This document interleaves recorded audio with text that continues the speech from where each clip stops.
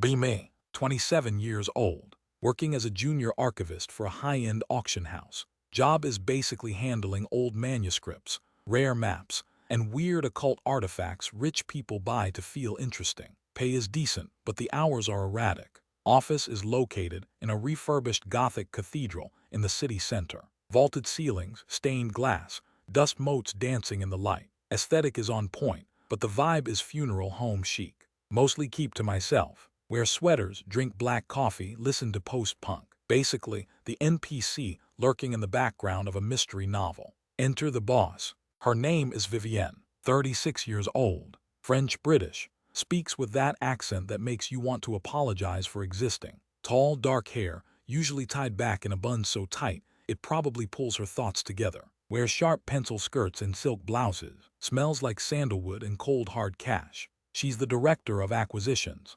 Terrifyingly competent, has a reputation for firing people who breathe too loudly during appraisals. First 6 months, she barely acknowledges my existence. I'm just the archivist or Mr. H. I hand her files, she nods, I leave. My heart rate spikes every time she walks into the cataloging room. The sound of her heels on the marble floor is distinct. Click-like, like a countdown timer to a panic attack. One Tuesday in November, raining hard outside. The kind of rain that drowns the city. We just received a massive estate collection from a deceased eccentric billionaire. Boxes everywhere. The team is overwhelmed. Everyone clocks out at 6 p.m. because they value their sanity. I stay behind, partially because I have no life, partially because I actually like the quiet. Organizing a set of 19th century navigational charts. Headphones in, listening to the Smiths like a cliché. Lose track of time. Look up. It's 9:30 p.m. Shadows are long.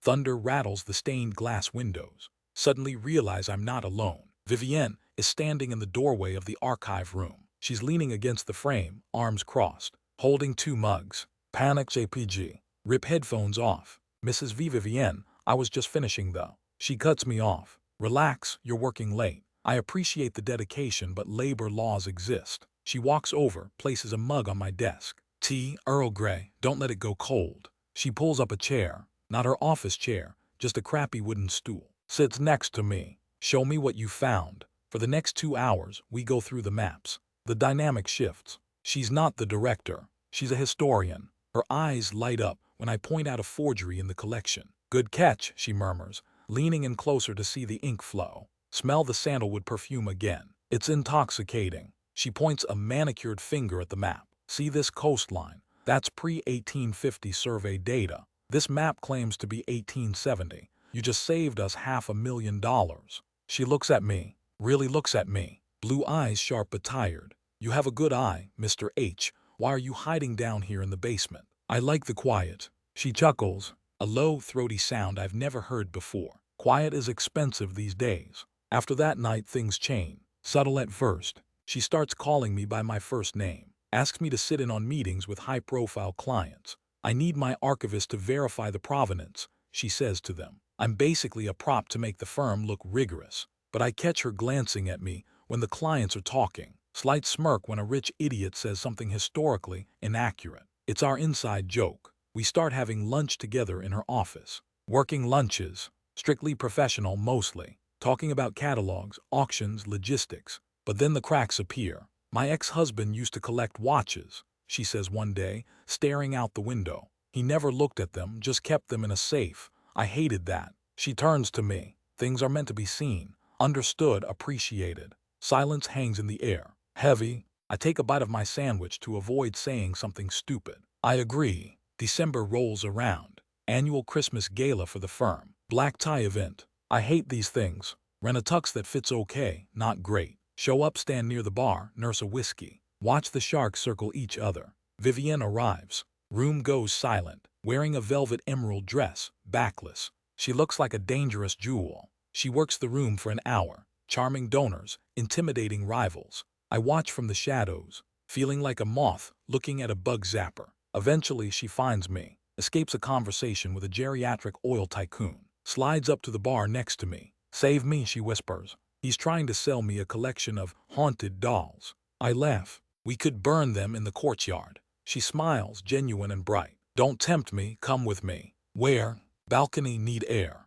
Outside it's freezing, city lights twinkling below in the mist. She shivers, rubbing her bare arms. Without thinking, I take off my jacket and drape it over her shoulders. Instinctual move. Immediately regret it. Oh God, I just touched the boss. HR nightmare, I'm fired. She freezes for a second, then pulls the jacket tighter around herself. It's warm, she says softly. Cheap wool, I mumble. She leans against the stone railing. You look good in a tux, by the way, even if the fit is a bit optimistic around the shoulders. Thanks, you look formidable. She laughs again. Formidable, is that a compliment? In this industry, the highest. She turns to face me, moonlight hitting her face. She looks younger, softer. I'm tired, Anon. I'm so tired of pretending to be made of steel. Then don't, at least not right now. She looks down at her shoes. I can't afford to be weak. They eat you alive. I'm not them. She looks up.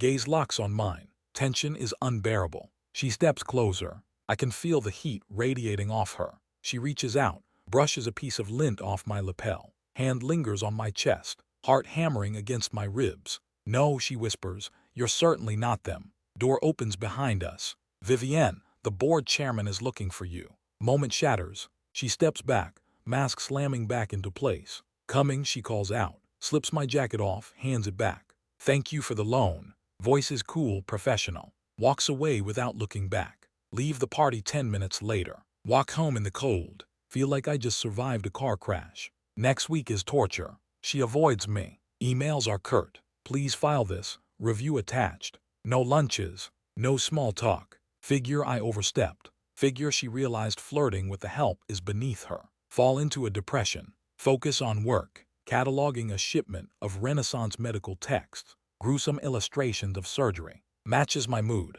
2 weeks before Christmas. Notice on the bulletin board. Urgent appraisal needed in Vienna. Private collection, high priority. Usually, senior appraisers go. Get an email from her assistant. Vivienne requested you for the Vienna trip. Flight leaves tomorrow at 6 a.m. MFW. Pack bag in a daze. Meet her at the airport. She's wearing sunglasses, looking hungover or exhausted. Don't talk to me until I've had coffee, she says. We board.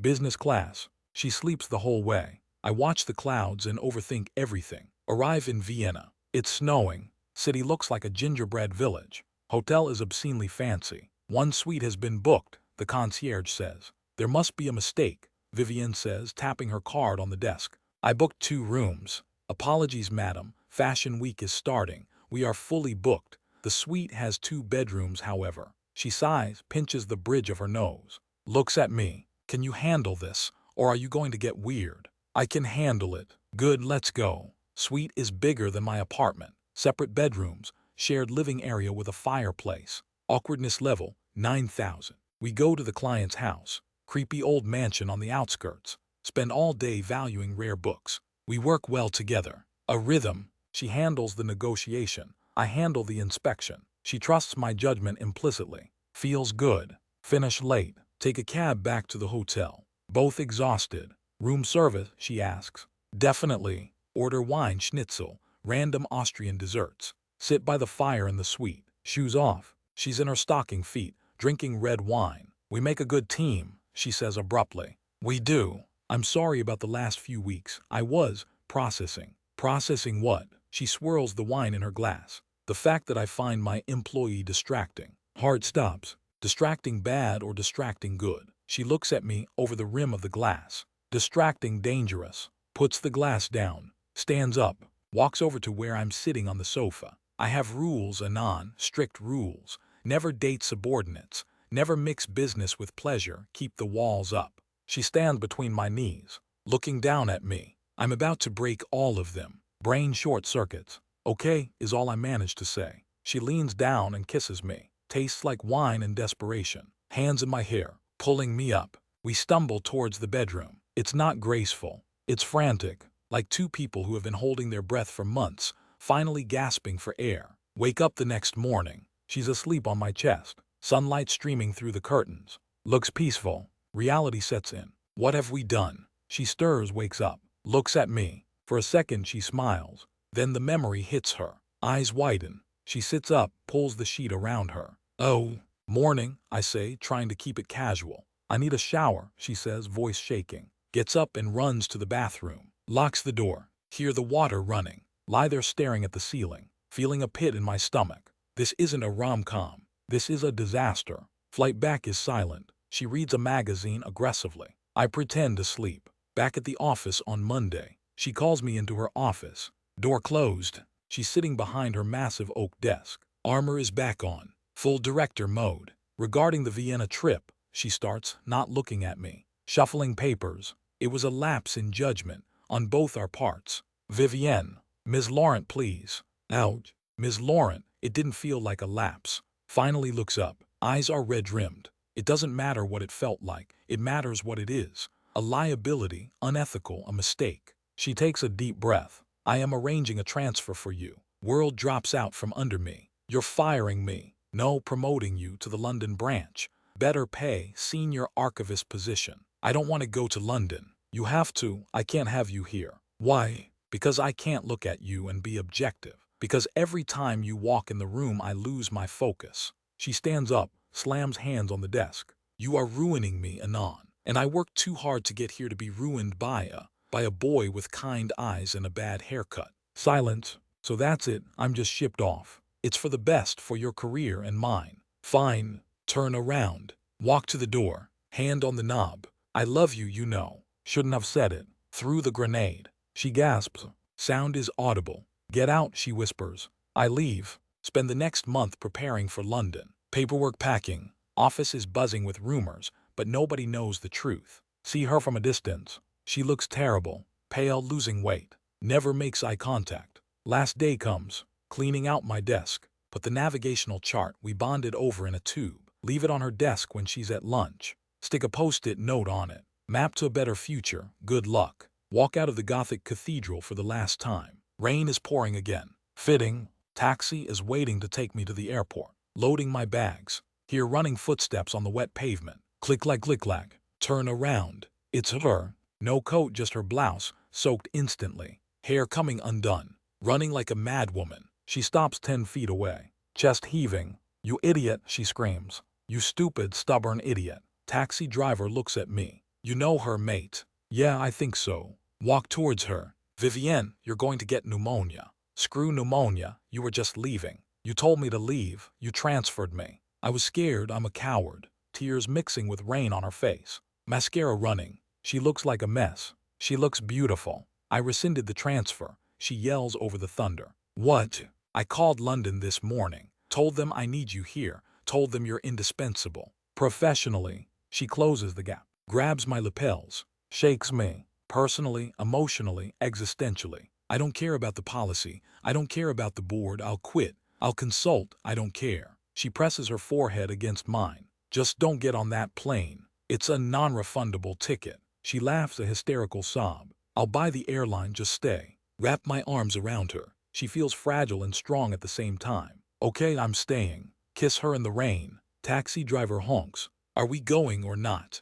Break the kiss. Not going, I yell back. Keep the chain. Grab my bags from the trunk. Stand there on the sidewalk as the taxi drives off. Soaking wet, unemployed technically, freezing cold. She holds my hand, squeezes tight. My apartment is closer, she says. Does it have a dryer and a wine cellar? Lead the way, boss. She smirks. Don't call me boss, not tonight. Fast forward 2 years. Still working there. She's still the director. I'm the head of special collections. We keep it low-key at work. But everyone knows. They see the way she fixes my tie before a meeting, or the way I bring her coffee exactly how she likes it. We live together in a loft downtown, filled with old maps and too many plants. Sometimes wake up in the middle of the night. Look at her sleeping. Still can't believe the Ice Queen melted. Still terrifying. Still formidable. But she's mine, and I'm hers. Life is good, even if she still yells at me for leaving socks on the floor. Worth it.